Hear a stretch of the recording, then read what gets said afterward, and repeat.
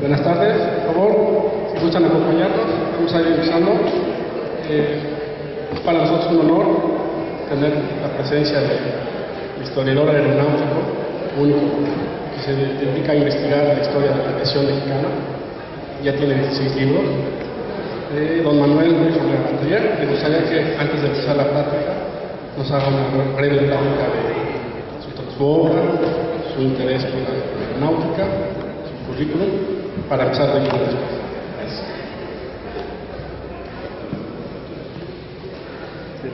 Buenas tardes, mucho gusto saludarlos. Soy periodista. Durante 27 años dirigí una revista de aviación y como no encontraba ningún colaborador de temas históricos, me puse a estudiar historia y terminé transformándome de periodista a historiador después de haber hecho 3 libros malísimos. Caballero Águila, Grandes Vuelos en la Aviación Mexicana y la aviación durante la Revolución, malísimos en el sentido de que los libros eran muy inferiores definitivamente al tema. Entonces, pero a mí me gustaron. Concluí que lo que tenía que hacer era estudiar historia de México. Hice la Ibero un año, diplomado en Historia de México Contemporáneo siglo XX. Trabajé un año en el Archivo Histórico de la Secretaría de la Defensa, con permiso del general Riviero, una época que los permisos se daban por días. Cuando él supo, a través de un buen amigo, cuál era mi intención, me dio permiso por un año. Trabajé un año en el archivo de los múltiples archivos del Archivo General de la Nación. Trabajé en la Biblioteca Nacional, en la biblioteca de la Biblioteca Lerdo de Tejada, y entrevisté a familias que habían sido parientes directos, viudas, hijos de los pioneros de la aviación mexicana. En total estuve 9 años sin escribir nada y reuní un acervo documental muy importante, incluyendo 80 cassettes, en los que hay 48 entrevistas con 42 personas que ya fallecieron, algunos de ellos tan pioneros como el propio Alberto Brani o como el propio general Roberto Fierro. Y pues me gustó ya el tema y ya llevo 17 libros, el 17º está en prensa. Se llama La aviación en el Estado de México, y tengo terminado, y seguirá la imprenta el próximo año, un trabajo que he hecho sobre el Cuatro Vientos, historia documental del legendario vuelo y trágica desaparición del avión y sus pilotos Barberán y Goyán, con un dictamen pericial que dice en forma determinante: ni crimen ni pillaje, cayeron al mar. Y ahora pues estoy aquí ante ustedes con todo el gusto del mundo, atendiendo la invitación de los organizadores para platicarles sobre la aviación y su actuación en la Revolución Mexicana. Como todos ustedes saben, el año de 1910 es un año crucial en la historia de México y lo es también en la historia de la aviación mexicana. El 8 de enero vuela por primera vez en los llanos de Balbuena Alberto Brani, que es el primer latinoamericano volar en su propio país. México es el primer país latinoamericano en que vuela un avión,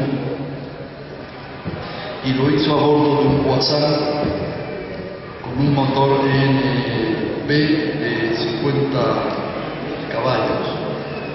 Este vuelo de Alberto Brani despertó muchísimo interés y le siguieron Miguel Lebrija, Juan Guillermo Villasana y otros interesados en estas actividades.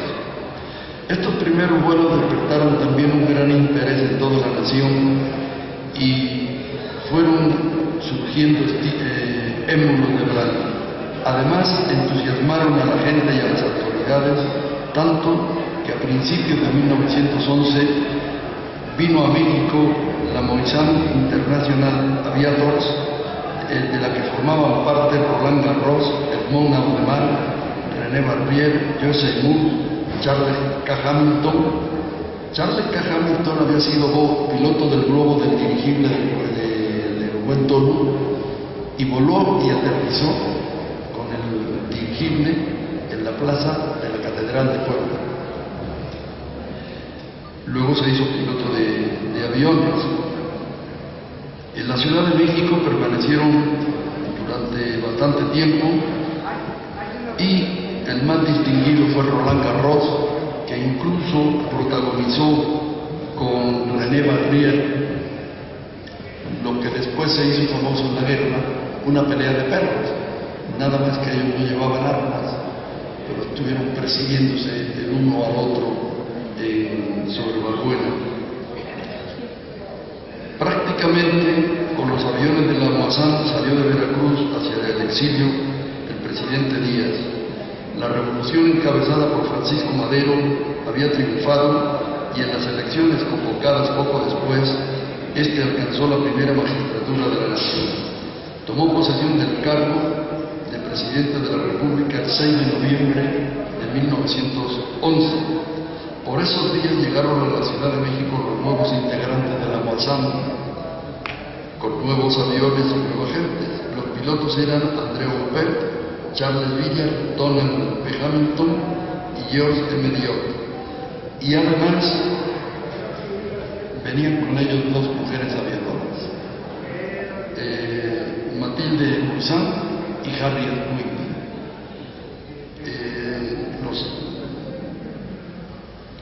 Aprovechando un vuelo de Diop, se bajó del avión para saludar al presidente. Se supone que en un tono amistoso le dijo: señor presidente, ¿no desea usted volar? Y el presidente le dijo: sí, cómo no. Y con terror por parte del Estado Mayor y de la familia, don Francisco Madero se subió en el avión, en la parte delantera, George Diop de piloto en la parte de atrás, donde estaban los controles. Hicieron un vuelo de aproximadamente 12 minutos y pasó a la historia como don Francisco Madero fue el primer jefe de Estado del mundo en volar en un avión. Posteriormente destacaron un nuevo vuelo de Brani con otro avión, con un Farman, y otros entusiastas como Miguel Lebrija, Martín Metría y el propio Juan Guillermo Villasana, que con permiso de Lebrija copió un de Perduzán que le trajeron un motor Ansan de 80 caballos y voló a la perfección. El primer vuelo lo hizo en mayo del 12, su propietario lo voló en varias ocasiones hasta que en un aterrizaje el viento lo sacó y lo estrelló en una zanja, y en aquel tiempo empezaba otra campaña militar. Nunca hubo oportunidad de volver a reconstruirlo. Durante el gobierno del general Díaz se habían enviado a Europa a varios alumnos a estudiar aeroestación y aviación, pero en ningún caso hubo oportunidad de que ejercieran esa actividad. Don Francisco Madero, muy entusiasmado, seleccionó o mandó seleccionar a un grupo de jóvenes para mandarlos a la Moazán a que aprendieran a volar, y además les compró 6 aviones. Estos jóvenes, a los que nos conocemos como los 5 primeros, fueron Alberto Salinas Carranza, Gustavo Salinas Camiña, Horacio Manuel Gaviño y los hermanos Juan Pablo y Eduardo Altazor Suárez, quienes se graduaron y obtuvieron el brevet otorgado por el Aeroclub of America. Ellos estuvieron en Estados Unidos en diferente época, pero como 4 o 5 días coincidieron los 5 en la famosa foto que han visto ustedes con las firmas de cada uno, en donde están delante de los hangares de la Moazán. Los últimos en regresar fueron, pues los últimos que se fueron a estudiar, los hermanos Juan Pablo y Eduardo Altazor Suárez, que incluso tuvieron que bajar de Nueva York ya por el frío para volar en enero y en febrero. Llegan en febrero del 13, unos días después de que Victoriano Huerta se había hecho cargo del poder mediante la usurpación. Contra este atentado a las leyes e instituciones se rebeló el gobernador de Coahuila, don Venustiano Carranza, a quien se unieron numerosos elementos civiles y militares que organizaron el ejército constitucionalista para derrocar a Huerta y crear un gobierno democrático. Alberto Salinas y Gustavo, su primo, recién graduados pilotos y sobrinos del señor Carranza, se incorporaron al movimiento como tenientes de ingenieros. Gustavo fue enviado a Hermosillo para integrarse al Estado Mayor de Álvaro Obregón, comandante del Cuerpo de Ejército del Noroeste. Al producirse el movimiento constitucionalista, los líderes sonorenses compraron armas en Estados Unidos y un avión Martin Pusher con motor de 50 caballos, con su piloto Didier Masson y su mecánico James Dean, homónimo del famoso actor de Al Este de Negro. Y fue una aventura meter el avión en México, de Tucson a Nogales, en unas carretas que llevaban unos letreros que decían Gallinero Azteca. Pero finalmente en Nogales logran armar el avión, lo llevan volando a Hermosillo. En Hermosillo se prepara el ataque a Guaymas, pero recuerden ustedes que el ferrocarril de Hermosillo hacia Mazatlán no entra directamente a Guaymas, llega a Empalme después de Estación Ortiz, y los barcos huertistas, toda la flota del Pacífico estaba del lado de Huerta, con sus cañones impedían que Álvaro Obregón pudiera hacer la conexión para continuar hacia el sur. Entonces Didier Masson trató de bombardear los barcos, no tuvo ningún éxito, se aburrió y dijo que se regresara. En ese momento Álvaro Obregón ordena que le dé instrucción a Gustavo Salinas Camiña y bautizan el avión con el nombre de Sonora.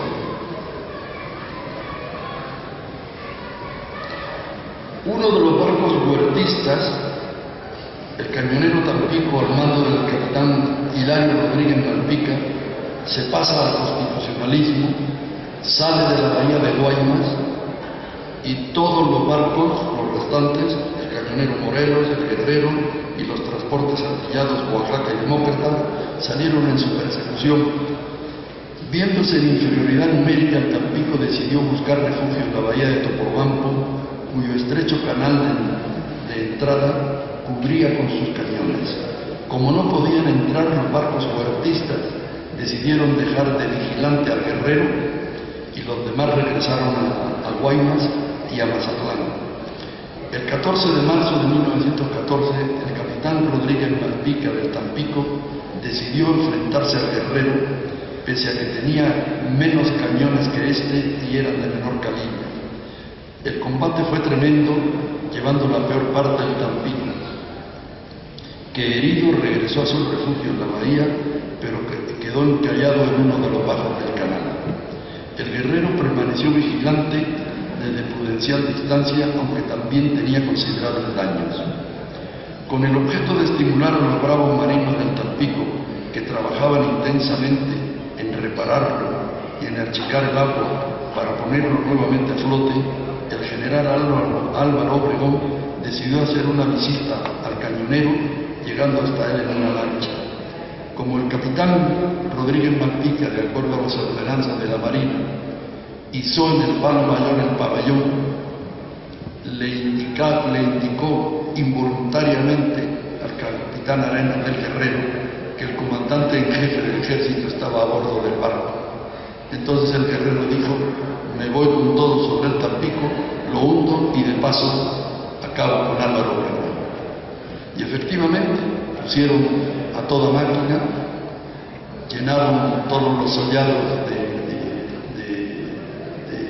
proyectiles y con los dos cañones atacaron al Tampico, que solamente se podía defender con el cañón de popa, pero el barco estaba inmóvil. Definitivamente, cuando estaba a punto el Tampico, probablemente de hundirse, de explotar, apareció el Sonora, tripulado por Gustavo Salinas, a quien acompañaba a Madariaga, mecánico del Tampico, que ellos artesanalmente habían preparado las bombas con unos tubos de cañería a la que le ponían una granada que le jalaban una jaladera de la espoleta, tubos de dinamita, barras de hierro. Antes de tirarlas, que jalaban la espoleta, y en el momento que caía ese proyectil tan artesanal, tan rústico, al impacto con el agua, por simpatía, la granada hacía explotar la dinamita y las explosiones eran bastante estruendosas, botaban el agua, y para el cañonero guerrero y sobre todo para la marinería, pues se trataba de un efecto psicológico enorme, porque no había defensa posible contra un ataque aéreo, porque no podía existir lo antiaéreo cuando no existía lo aéreo. Entonces el capitán Arenas ordenó zigzaguear, le ofrece los costados varias veces al Tampico. El Tampico le mete 4 cañonazos, 2 de ellos entran bajo la línea de flotación, y al verse en peligro abandona el puesto de batalla, y el avión Sonora regresa a tierra sin combustible, y Álvaro Obregón tiene que mandar una lancha de gasolina por si caían al mar, que no se ahogaran. Este acontecimiento, repito, 14 de abril del 14, es el primer combate aeronaval del mundo. Los ingleses dicen que lo protagonizaron ellos, con cañoneros, con hidroaviones, para atacar Cuxhaven, la base holandesa donde estaban los dirigibles que bombardeaban todas las noches en Londres. Eso ocurrió exactamente en la noche de Navidad del 24 de diciembre de 1918, 8 meses después de Topolobampo. Y en cronología, el primero no es nunca cuestión de tamaño, es cuestión de fecha. En Coahuila y Chihuahua, Alberto Salinas Carranza logró convencer a don Venustiano de la conveniencia de contar con aviones militares para la División del Norte que estaba organizando Francisco Villa para preparar el ataque a Torreón. Cuando llegó el primer avión vía Ciudad Juárez con Santarini, don Venustiano ya se había peleado con Villa, no puso el avión a las órdenes, ¿no? Y por lo tanto la película y la leyenda de que Villa tomó Torreón con el auxilio de la aviación, pues no es cierto, porque no tenía avión. Pero bueno, es una de las tantas leyendas que hay en torno a la historia. Otros 2 aviones llegaron a Tampico y por ferrocarril los mandan a Saltillo, y allí ha terminado la campaña, vienen en ferrocarril a la Ciudad de México, se instalan en Balbuena, pero al producirse la ruptura de las fuerzas revolucionarias tras la Convención de Aguascalientes, Carranza tiene que evacuar la Ciudad de México, se va a Veracruz, y en Veracruz se reorganiza la flotilla aérea del Ejército Constitucionalista, y el 5 de febrero del 15, el señor Carranza, en su calidad de primer jefe del Ejército Constitucionalista y encargado del Poder Ejecutivo de la Nación, firmó un acuerdo mediante el cual se creaba el arma de aviación en el Ejército Constitucionalista, nombrando jefe del mismo al mayor Alberto Salinas. Las aportaciones de este grupo a las acciones militares fueron muy importantes. En barco fueron hasta Campeche y participaron en la campaña a las órdenes del general Salvador Alvarado, concretamente en las batallas de Jalachó y Blancaflor, que fueron importantísimas, hasta llegar a Mérida. Una vez que se sometió la región al constitucionalismo, fueron transportadas desde Campeche a Tampico para participar en los combates de Ébano. En Ébano la actuación de la flotilla fue muy importante porque, además de ser los ojos del ejército, lograron bombardear las trincheras villistas y ametrallar a unidades de caballería que salían de exploración. Estas acciones de Ébano son simultáneas a los combates de Celaya. Villa quería tomar Tampico para darle a su campaña un carácter internacional al ser el dueño de la aduana y del petróleo. Y por eso Pablo González y Jacinto B. Treviño, que era el comandante en jefe de las fuerzas, decidieron impedir el paso, pero además distrajeron al villismo de 7.500 hombres, artillería y armamento que les hubieran hecho mucha falta durante los combates de Celaya. Así es que perdieron las batallas y perdieron la guerra. Es de destacar, porque probablemente sea el primer comandante en jefe que vuela sobre líneas enemigas en un avión, Pablo González sobrevoló, jefe del ejército del noreste, voló sobre Ébano e incluso se introdujo hacia San Luis Potosí a ver si recibían los villistas ayuda en el ferrocarril, y siempre se le reconoció a la aviación que había desempeñado un papel primordial en esos combates. Una vez se instalan en la Ciudad de México y Carranza es designado presidente constitucional mediante elecciones, se crea como el Departamento de Aeronáutica, dependiente de la Secretaría de Guerra Marina, y el 15 de noviembre de 1915 se inauguraron los cursos de la escuela, entonces Escuela Nacional de Aviación, hoy Escuela Militar de Aviación, y se pusieron en servicio los talleres aeronáuticos, todo al mando del coronel Salinas. El mismo 15 se dio de alta a los primeros alumnos de la escuela, 22 en total, muchos de ellos ya habían formado parte como aspirantes de la flotilla. El trabajo fue intensísimo. Alberto nombró a Santarini jefe de los talleres, teniendo como auxiliar a Juan Guillermo Villasana. La escuela estuvo atendida inicialmente por los pilotos extranjeros Leonard Bonney y Jorge Puflea, que pronto fueron relevados por los mexicanos Horacio Ruiz Juan Pablo y Eduardo Altazoro. Los talleres a cargo de Santarini y Villasana tuvieron una excelente organización y comenzaron por reparar y tratar de poner en condiciones de vuelo todos los aviones que habían tenido usos militares y los civiles que habían quedado abandonados en Valbuena. Ante la imposibilidad de comprar aviones, dado que el mundo estaba en plena guerra mundial, la primera, se decidió diseñar aviones, diseñar motores y aprovechar el invento de Villasana, la hélice Anáhuac, para producirlos en México. El primer avión se le regaló por instrucciones de don Venustiano Carranza a la República de El Salvador.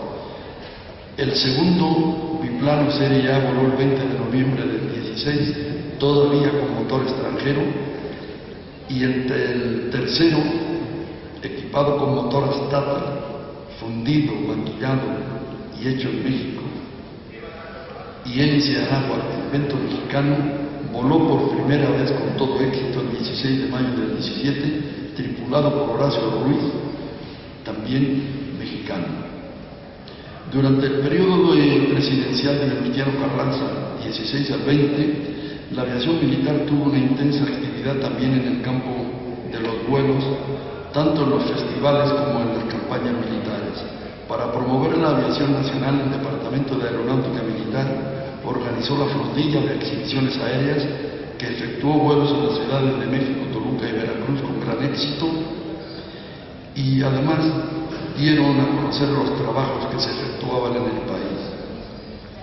Durante esa época, el 6 de julio de 1917, se efectuó el primer transporte de correo aéreo entre las ciudades de Pachuca y México en un avión Serie A tripulado por Horacio Ruiz.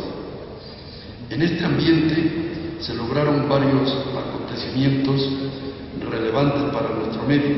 Samuel C. Rojas, por cierto poblano, con un biplano Serie A hizo el 16 de junio del 18 el primer looping de loop.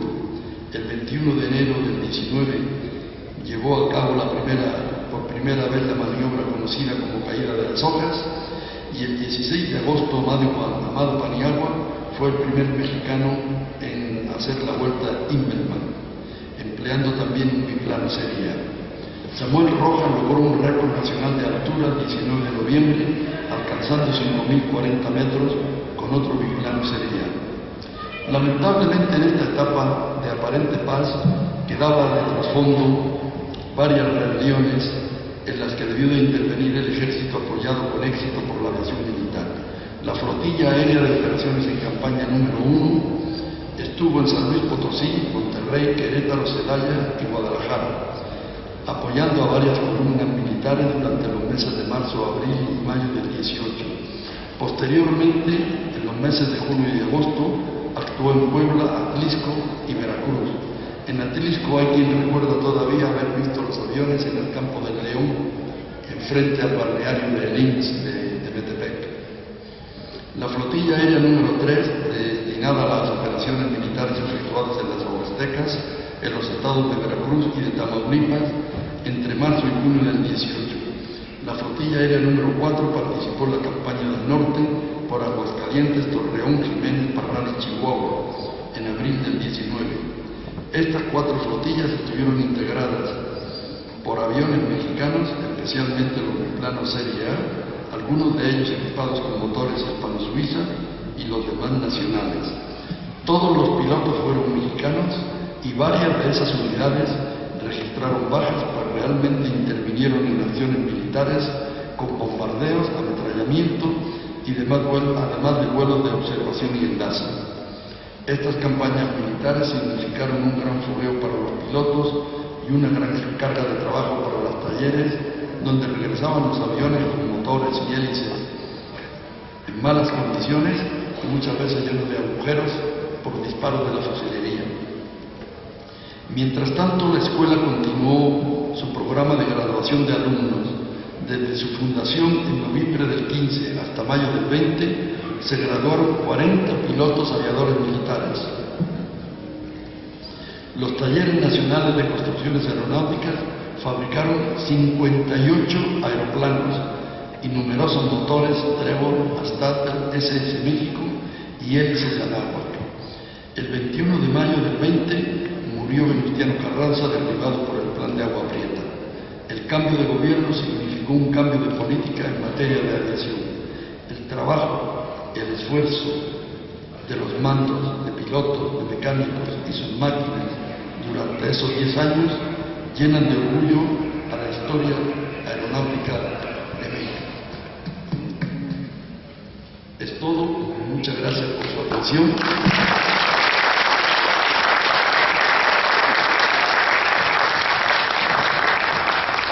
Si alguien desea hacer alguna pregunta al respecto, pues trataré. ¿Algún comentario? ¿Alguna pregunta?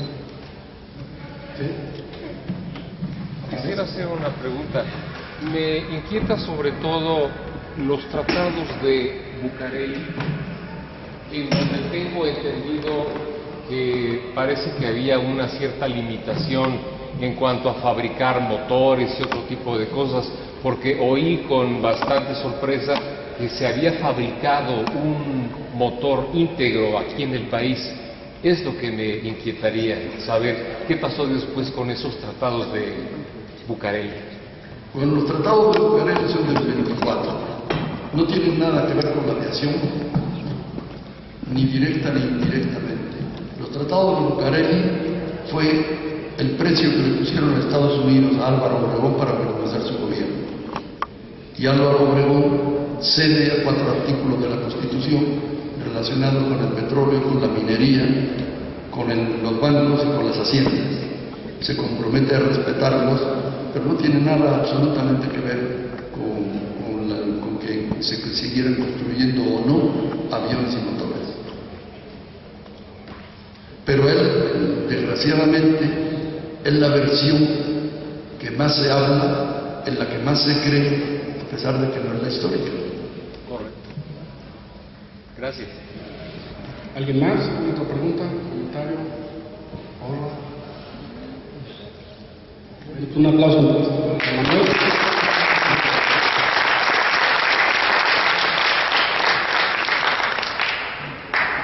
Eso sería todo. ¿Sí? ¿Quiere quedarse un poco más? Quiero comentar 3 cosas muy importantes que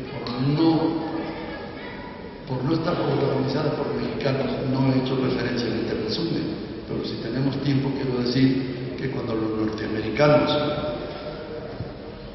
atacaron Veracruz en el 12,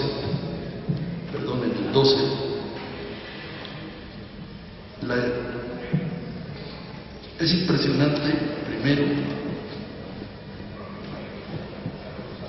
la fuerza formada por 52 buques de todo tipo, incluyendo los acorazados Mississippi, Texas, Florida, Montana, Utah y Dakota, y los cruceros de batalla Birmingham, New York, Indianápolis, Rochester y Prime, destructores de la Ramina, buques auxiliares, además de una dotación de 3.000 infantes de marina, que fueron los que desembarcaron y pusieron la bandera de Estados Unidos en la aduana. Llevaban 5 aviones anfibios Curtiss AB-3 transportados en el acorazado Mississippi y en el crucero Birmingham, que los subían y los bajaban del mar con una grúa. Y los pilotos eran Harry Mosting, Joseph Towell, Richard Carwell, Patrick Ballinger, el mentiroso, ahora les explicaré por qué, B.L. Smith, los alféreces Goffrey, Chevalier, Stoy y Lamont. Cuando Ballinger llega al almirante de la Armada de Estados Unidos, escribe un libro donde dice que hizo un vuelo sobre las bajadas, donde vio tropas mexicanas de infantería y caballería de entre 7 y 9.000 hombres. Cuando el general Mas evacua por orden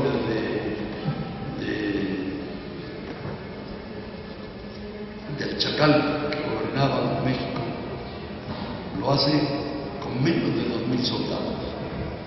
Y además estaba en guerra con los constitucionalistas y estaba perdiendo la guerra. Es inexplicable que este señor viera tropas acantonadas por una cantidad de entre 7 y 8.000 hombres, lo que quiere decir que los almirantes de los Estados Unidos tienen muy mala visión, o muy mala memoria, o muy mala leche. No saben contar. No saben contar. La expedición punitiva fue en el 17 y tuvo el mismo objeto que esa batalladora ocupación de Veracruz. México tenía 5 barcos en la costa del Golfo. El mayor era el cañonero Bravo, tenía 4 cañones, ¿no? Con el pretexto, esta vez quizá justificado, de que el ataque a Columbus por Pancho Villa, entró un ejército de 15.000 hombres. 7.000 se quedaron en la frontera, en el paso, acantonados, y los otros 8.000 pasaron a México, y entre otras cosas traían camiones, traían caballería, traían artillería. Viene un escuadrón de señales con 7 aviones que entre el viento, las alturas, las distancias, el calor y una maestra de Ciudad Urbana que tenía lo que tenía el caballo de Pancho Villa, ¿no? Lo apedreó y rompió un avión. Los demás se estrellaron con el viento y tal. De los 7 regresó 1. Así que desde el punto de vista militar fue un fracaso porque no obtuvieron lo que querían, que era presionar a Pancho Villa. Desde el punto aeronáutico fue una gran lección porque entendieron que tenían que hacer buenos aviones para ir a donde iban, porque el objetivo no era Pancho Villa, el objetivo era una maniobra para preparar un ejército que va a mandar precisamente al general Pershing para intervenir en la guerra europea, donde se jugaba el destino del mundo, y obviamente a la hora del reparto de una victoria, pues los norteamericanos no podían estar ausentes. Y luego está la historia de los mercenarios. He leído por ahí que la Fuerza Aérea nace gracias a la Fuerza Aérea Villista. Y si no fuera porque hay por ahí un comediante muy exitoso, ¿no?, que nos hace reír mucho, me hubiera tronchado con esa afirmación. Pancho Villa y Hipólito Villa, el hermano, compró 5 aviones de un circo aéreo que estaba en El Paso, a un tal Berger, aviones que casi se desarmaban y que aun en tanto en buenas condiciones, como se vio después con la escuadrilla que trajo el general Pershing, ni aun en buenas condiciones podían presentar buenos resultados en esas montañas, en esas distancias y en esos climas. Pero todos los norteamericanos que estuvieron en México, que no hicieron nada, absolutamente nada, el único distinguido fue, bueno, era un ingeniero de minas que vino que sabía dinamitar, que formaba parte de su profesión, y lo utilizaron para dinamitar vías del tren. Pero cuando regresó a Estados Unidos, él y todos los demás escribieron en revistas y en otras publicaciones una cantidad de historias totalmente absurdas. Uno de ellos cuenta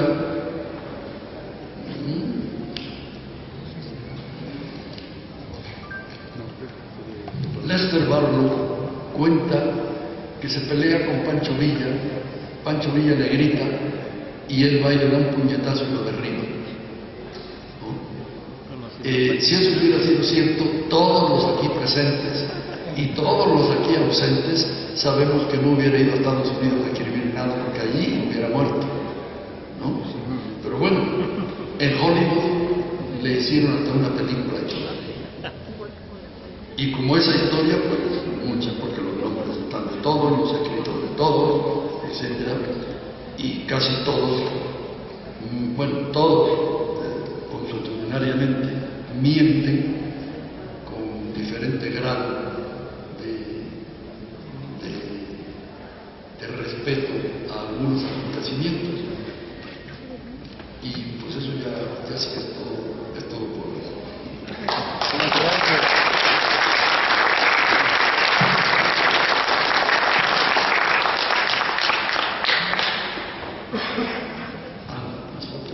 Las fotos. Es una también, ¿no? Sí. Y es la misma bueno.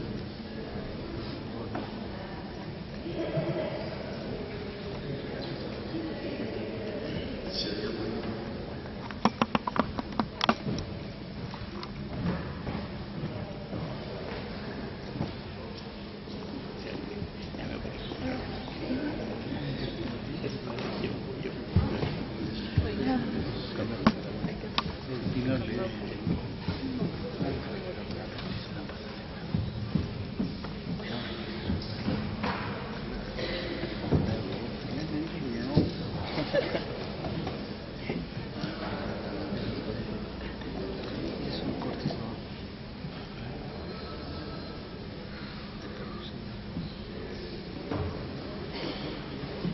esta foto está tomada en el campo deportivo de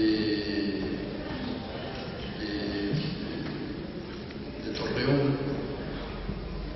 que no estaba en Torreón, sino que estaba al otro lado del río, en Ciudad Alerta. Y son dos Blériot, uno lo volaba Warden, un piloto de la Mossad, y el otro Álvarez, un piloto mexicano que había estudiado en la Mossad. Se iban a incorporar a la División del Norte cuando el general Huerta estaba preparando la columna para combatir a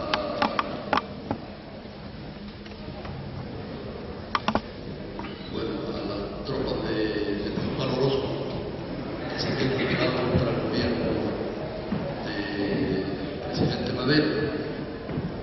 Uno de los aviones se enredó en el tranvía que unía, en el cable del tranvía que unía Ciudad Alerta con Torreón, se cayó, no lo pudieron ya armar, y quedó disponible el que tenía una plaza y un motor muy pequeño, no sirvió para nada, y ni siquiera sirvieron a la tropa de los franceses que estos son los 5 primeros, por los 4 o 5 días que coincidieron en Nueva York. De izquierda a derecha son Alberto Salinas, Gustavo Salinas, Juan Pablo Alcázar, Horacio Ruiz y el otro hermano Alcázar Osvaldo.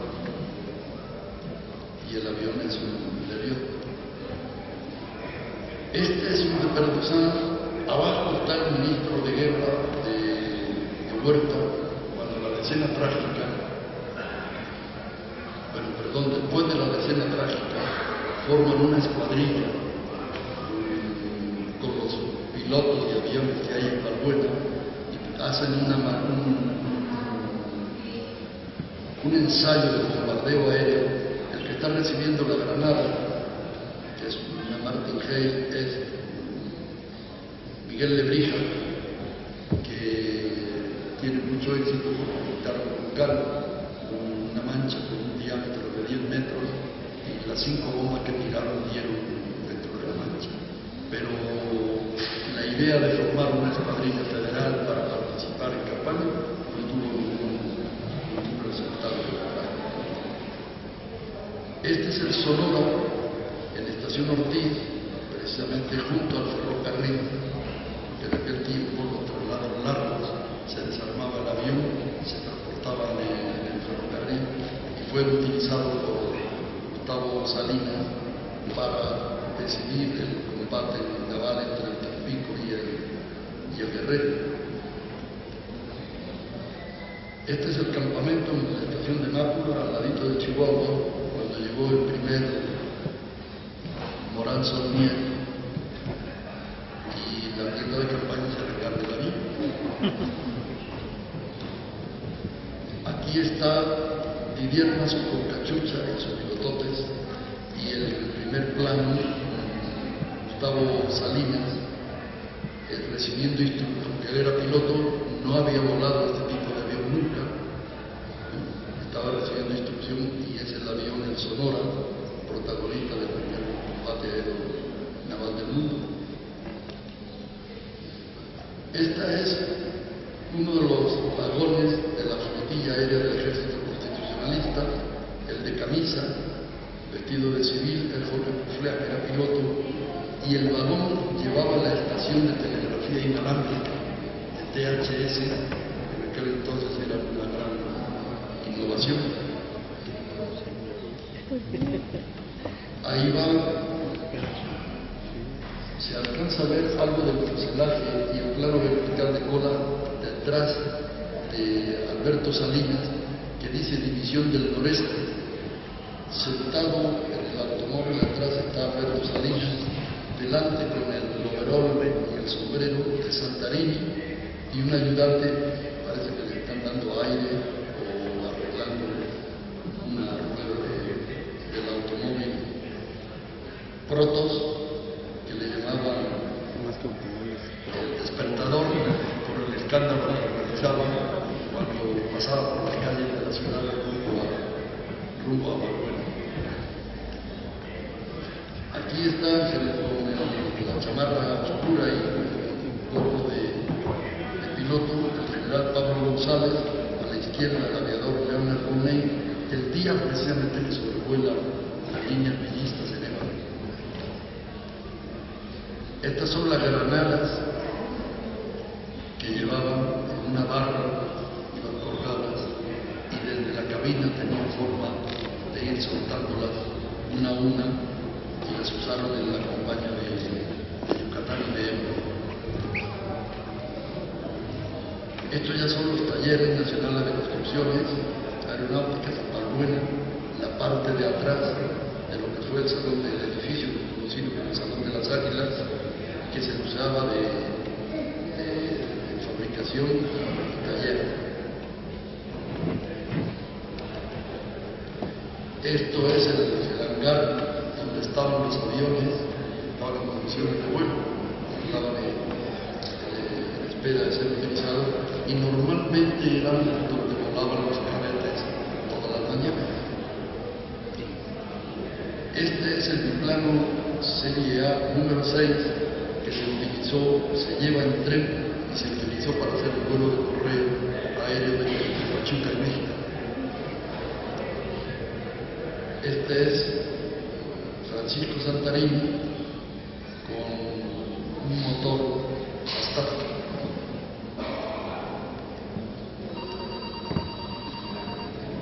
Así embarcaron en Manzanillo los aviones de la flotilla aérea de campaña número 4, que desembarcaron en Guaymas y fueron a Hermosillo a ayudar al general Plutarco Elías Calles, entonces gobernador de Sonora, en la campaña contra los yaquis.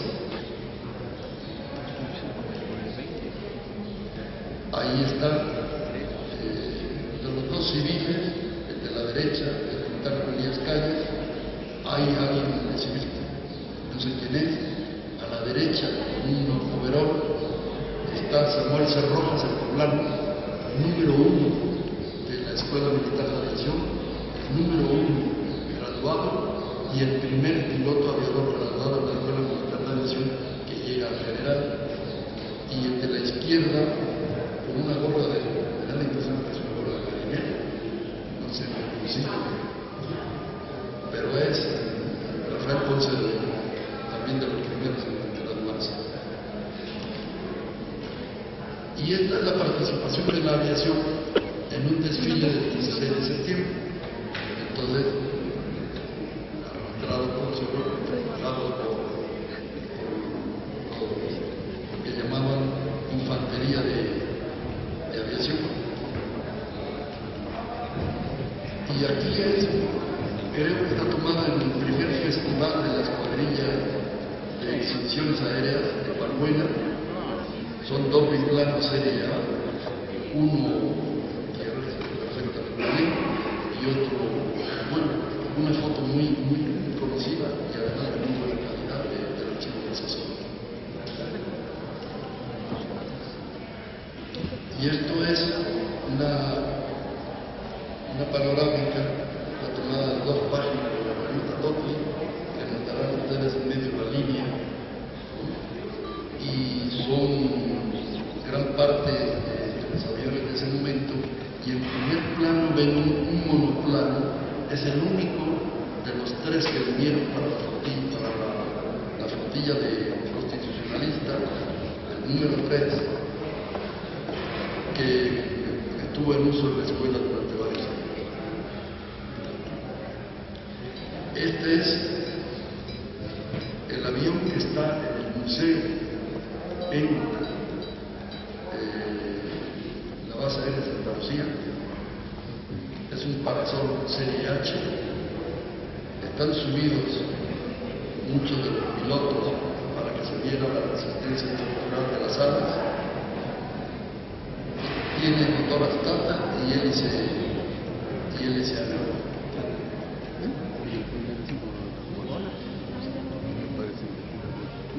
Este es Amado Paniagua, la primera víctima de la aviación mexicana.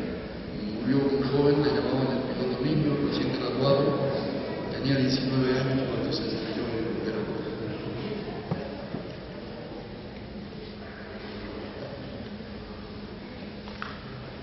Ese avión es el de Perdusin que construyó Villasana copiando un de Perdusin de fábrica. Ese es el primer, se hizo totalmente hecho en México menos el motor, que la hélice era de Sanagua. El motor fue traído de Francia por su dueño.